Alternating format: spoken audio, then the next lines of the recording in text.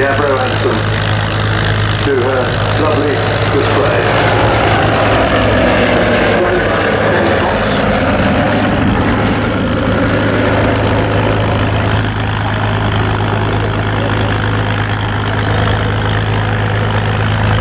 And it was 1935 when this aeroplane first flew, not this aeroplane, but the first anthem.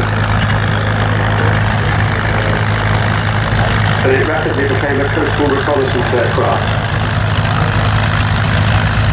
It was named after the 18th century First Lord of the Admiralty, Lord George Anson. He entered service with 48th Squadron in 1936. It was the RAF's first aeroplane with retractable undercarriage. You can see there the undercarriage beautifully and easily. 21 RAF units eventually got the Annie in coastal reconnaissance and also in search and rescue roles, more of our search and rescue team here at Cosford today. By the start of the Second World War, more than 1,000 of these had been built, but by then they were being used as trainers, which was the Annie's most important. It was an Annie that made the first RAF attack of the war, Second War, in September 1939 on a German submarine.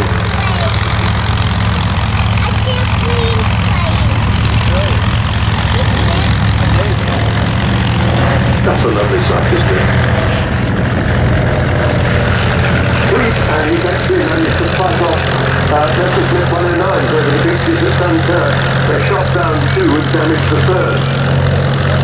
And later they had a version of the Annie with two 20mm cannons pointing down through the floor so that they could fire on E-boats, those high-speed launches that the German Navy were rather keen on. As I said, their primary role was training. They trained pilots, navigators, radio operators, bomb aimers, gunners in schools in Commonwealth countries, in Africa and Canada, Australia and New Zealand. It's the Commonwealth Air Training Plan. They even sold 50 of them to the United States Army Air Force as training.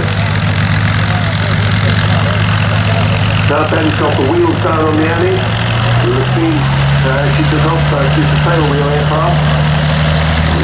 Putting you the coastal undercarriage stuff still quite a bit later. That was last year American import.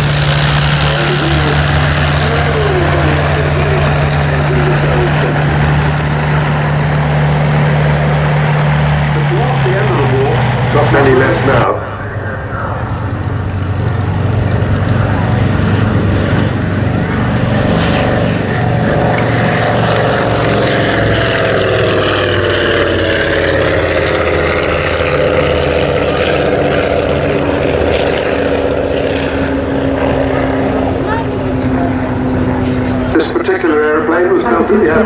For either end of the crowd. Sometimes the Cosford, the crowd line is quite long.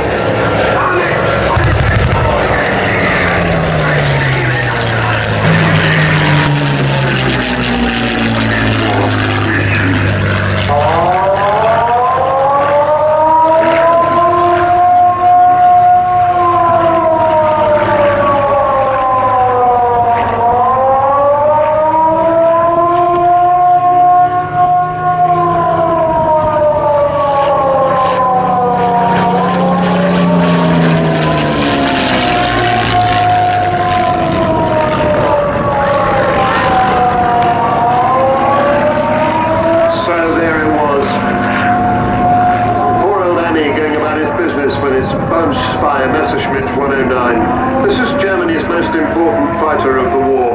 35,000 of these were built. A really excellent fighter aircraft, one of the best ever. First flew about the same time as the Annie in 1935, and was able to prove itself in the Spanish Civil War. The two versions of this aeroplane, the Amy will make mincemeat of all its enemies except the Spitfire. The Spitfire was the only aircraft at the time that could take it on. It's small size, high acceleration, fast climb and dive, and very good manoeuvrability.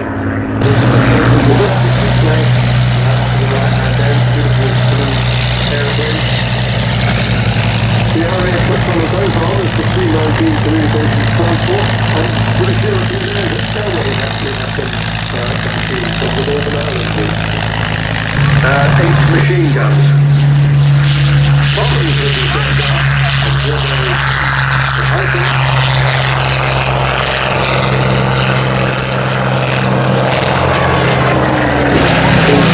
you full on the elevators in a combat scenario?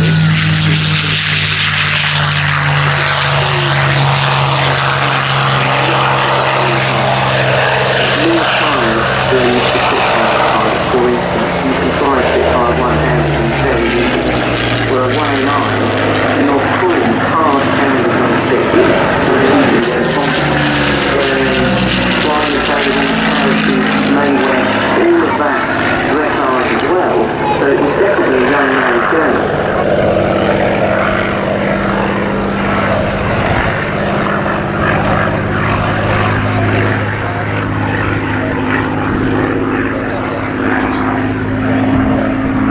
So the Messerschmitt 109 obviously needed dealing with.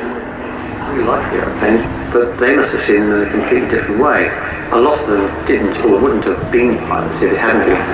So they probably looked at the airplane not as something they liked, but as just a tool to do their job. They probably wouldn't mind.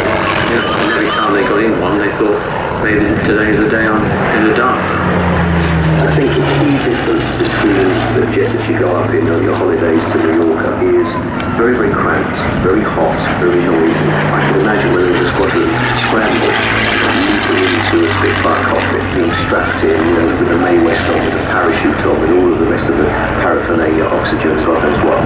How they did that in a few seconds they did and scrambled with the air, I just don't know.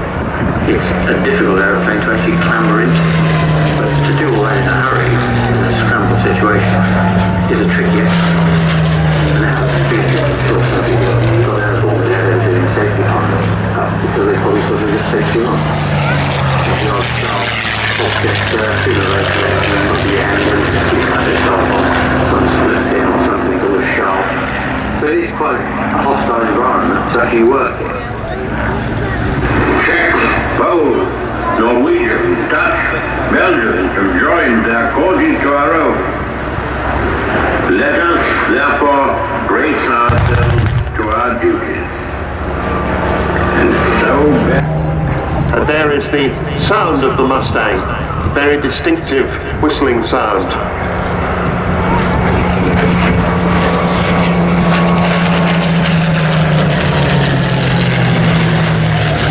The Mustang and the Hurricane, very different eras. The Mustang vastly improved performance, much longer range.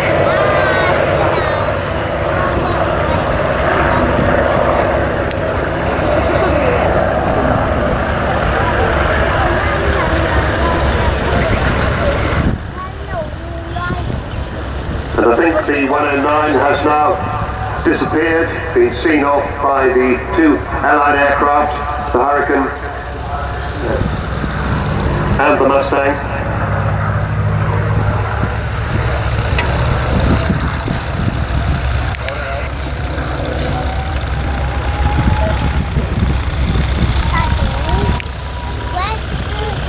Never in the field of human conflict was so much owed by so many to so few. All our hearts go out to the fighter pilot. And all the time, night after night, our bomber squadrons travel far into Germany and inflict shattering blows upon the whole of the technical and war-making structure of the Nazi power.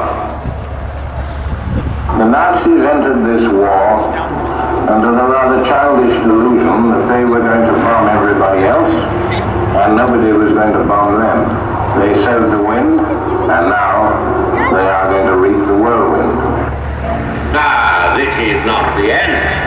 It is not even the beginning of the end. But it is perhaps the end of the beginning.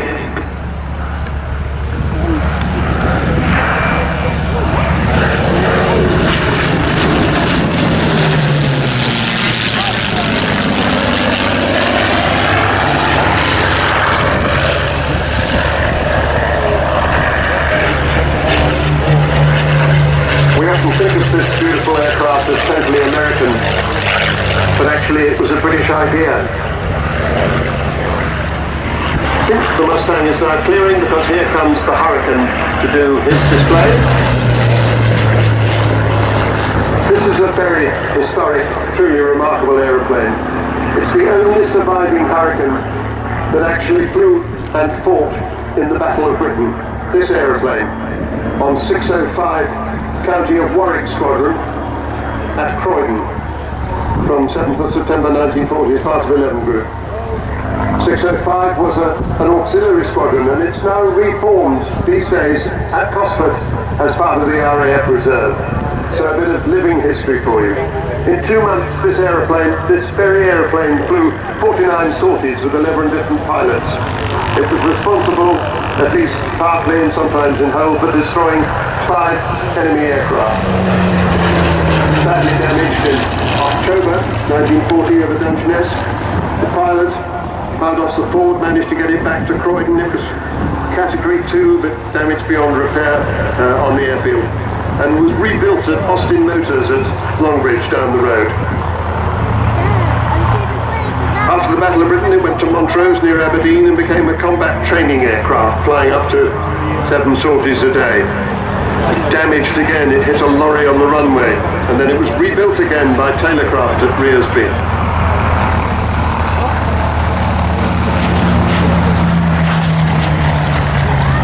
Flown beautifully for us today by Carl Cosford, who I think is University as a ground instructional aid for the new Royal Indian Air Force.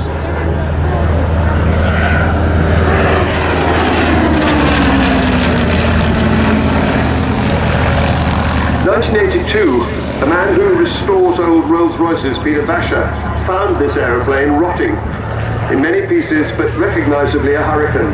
Actually, they were looking for a Spitfire, but they found a Hurricane. It took 5 years of negotiations, lots of setbacks before they got it back to England. And then another 4 years of absolutely painstaking restoration and research.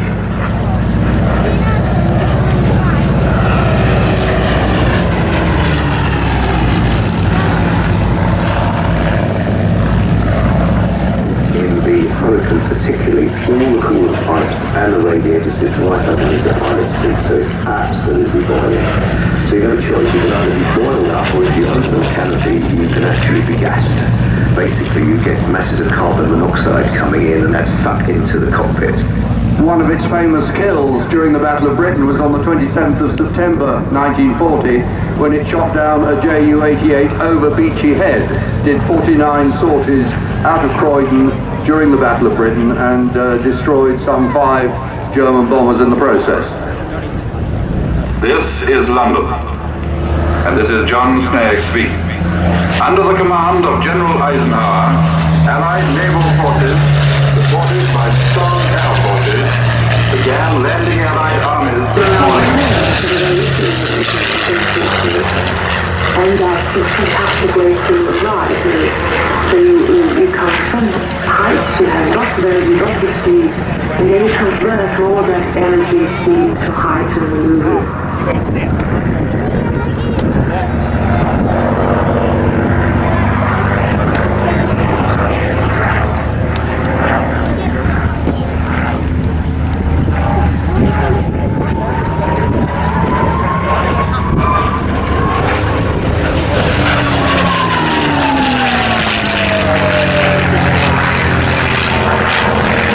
There it is, that lovely whistling sound, so characteristic of the Mustang. Lars Ness, as I was saying, from the Norwegian Spitfire Foundation, flying this airplane. This belongs to them. As a matter of interest, if you get in touch with the Boatby Flying Academy, you could actually go flying in that airplane. I can tell you, flying in the back seat of a Mustang is an amazing experience. There's a funny little seat behind the pilot, and doing these kind of things, unbelievable. So apply to the Boatby Flight Academy to fly in that aeroplane. One of the things that this airplane brought to the world of combat fighting was something called laminar flow aerodynamics, a much smoother way of having the air flow over the wings. And the combination of that And the Merlin engine in this aircraft was fantastic. It gave amazing agility, comparable to the agility of the Spitfire, and better speed. But the extraordinary thing was its range. They could carry disposable drop tanks under the wings, are made of plastic and pressed paper, but it meant that the Mustang could escort bombers all the way to Berlin, unlike any previous aircraft. Spitfires had to turn back halfway there and listen to its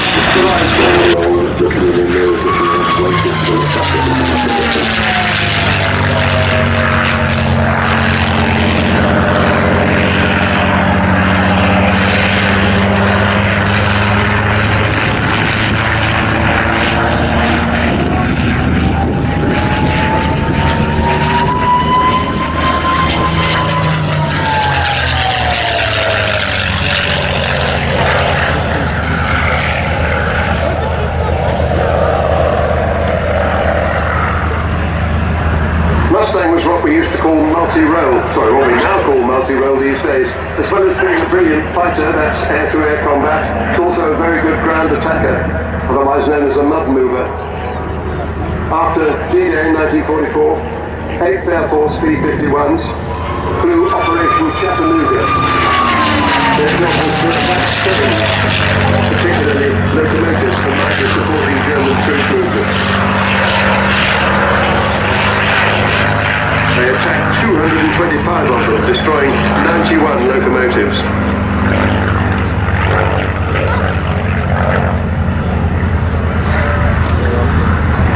Total production of Mustangs, 15,586. They served with 55 air forces, quite extraordinary.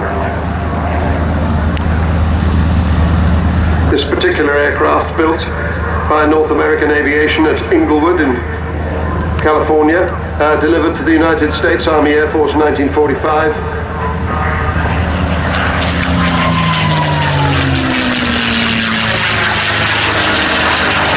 And it's now in the colours of a Mustang 4A of the Royal Air Force, 112 Squadron, and you'll have seen the shark nose on the front, employed by 112